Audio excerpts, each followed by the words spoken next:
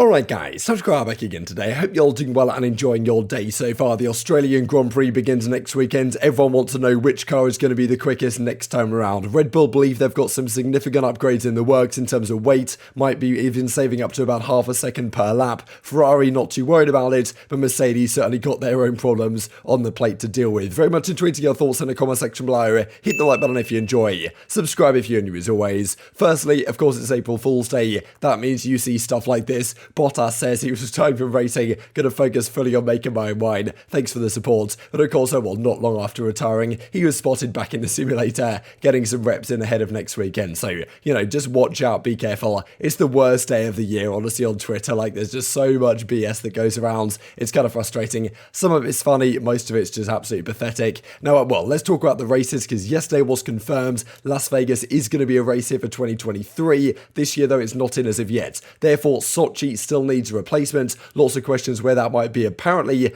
Qatar, that I believe was due to come in next year, is actually coming in here instead. Apparently, it's going to replace it. I'm not sure this has officially been announced, but it was said in this article as if it's like basically a set in stone, 100% guarantee. Minus Sochi, Qatar comes in. Of course, look, there are some further implications here. We know Qatar is going to be there at least for next year. China's coming back into business as well. Therefore, with Las Vegas also, there's a limit of 24 right now in terms of the number of Grand Prix. We saw the F1 boss say that there's probably interest around the world to do at least 30, but right now there's a limit of 24. They can't go over that. Therefore, with the new ones coming in, something has to go. And, the theory is it's going to be one of these kind of European tracks. Unfortunately, there's a Spa. I'm pretty sure they're out of contract. The French track, in my opinion, is probably the most likely. Pretty tragic Grand Prix, to be honest. At least most of the time the last few years. So I think there's a decent chance that France goes, to be honest. Hopefully Spa can stay, but there's no guarantee of that in the future, which is, really disappointing, to be honest, right? It's just the way of the world, it seems, at the present time. But yeah, some of these kind of classic Grand Prix tracks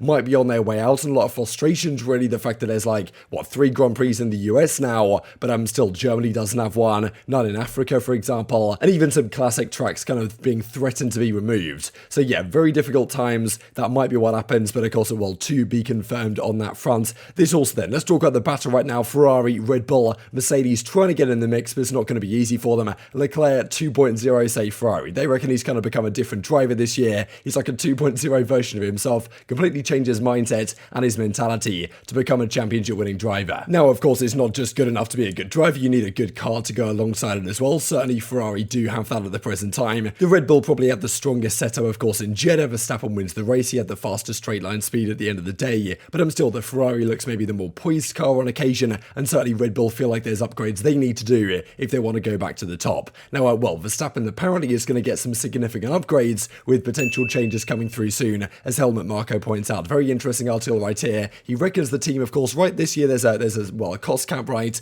Teams have to be careful where they spend these resources, but supposedly they're working on bringing through some expensive materials, as they describe the new material lighter, considerable improvement to lap time, they reckon. So seemingly they're looking to save some significant weight on the Red Bull car right now, considerably lighter, more improvement to lap time, 0.2 seconds per lap at Imola, they reckon, and even more than that potentially, as Helmut Marko says to Service TV. Red Bull were losing around 0.4 per lap at some circuits like Jeddah due to these issues. 0.2 seconds per lap at Imola, they reckon they'll gain as a result of this in the more medium speed corners. Very interesting stuff. Reducing weight means more expensive materials, lighter, new parts have to be made as well. Our car is significantly more difficult to tune. We have to lose some weight in Imola. That should give us a significant time advantage, time gain in other words. They're looking for a reduction around 8 kilograms. That is honestly pretty massive, to be honest, right? Given that at the start of the year, the kind of, the minimum weight limit was causing a lot of issues for many teams. Red Bull reckon they can cut 8 kilograms, which might save them up to 0.4 seconds per lap on some tracks. That's a pretty significant upgrade. Ferrari don't seem too concerned about it. He does also go on to say, right to Helmut Marko, that it's going to cost about 2 million euros to complete these works. There obviously is the kind of cost cap implications here. They've got to be careful where they use these upgrades. But of course, that sounds like it's going to take them significantly in the right direction. Of course, on the other side of Red Bull, Helmut Marko goes on to say that, you've got to think about the cost cap right here. One thing is clear, you certainly won't be able to drive at the front of the field this season if your car is overweight. Definitely a lot of concern about the weight issues right now, and Red Bull believe they're going to get that under control. Let's talk Ferrari then, because Binotto doesn't reckon they're in a particularly bad spot right now. He goes on to say they're in actually a much stronger position this year than they were last time they led the championship,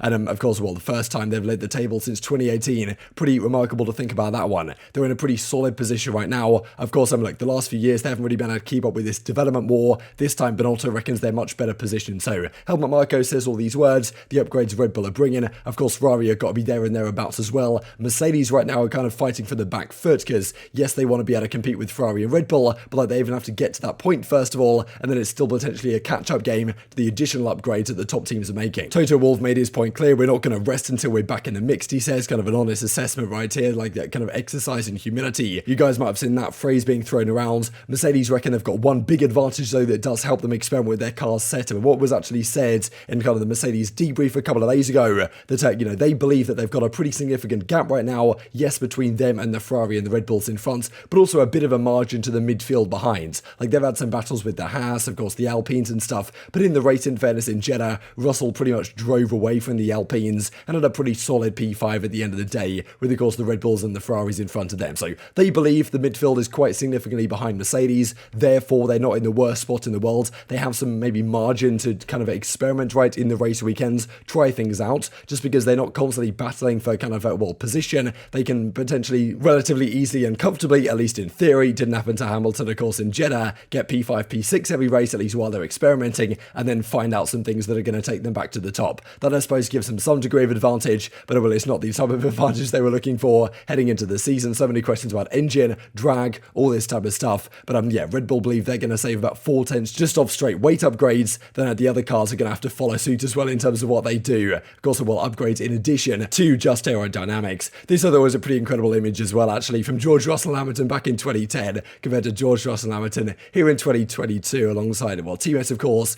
now Mercedes. Remarkable imagery. And this also just from Mexico, 23rd nation after all these nations have a man on pole position. Checo Perez, age of 32, got his maiden pole, of course. Unfortunate safety car situation cost him the race win. Who knows how the rest of the race would have gone. But yeah, he drove a great race. Unfortunate stuff. But very much intrigued to your thoughts in the comment section below. Hit the like button if you enjoyed. Subscribe if you're new as always. Take care of yourselves, and I will see you next time.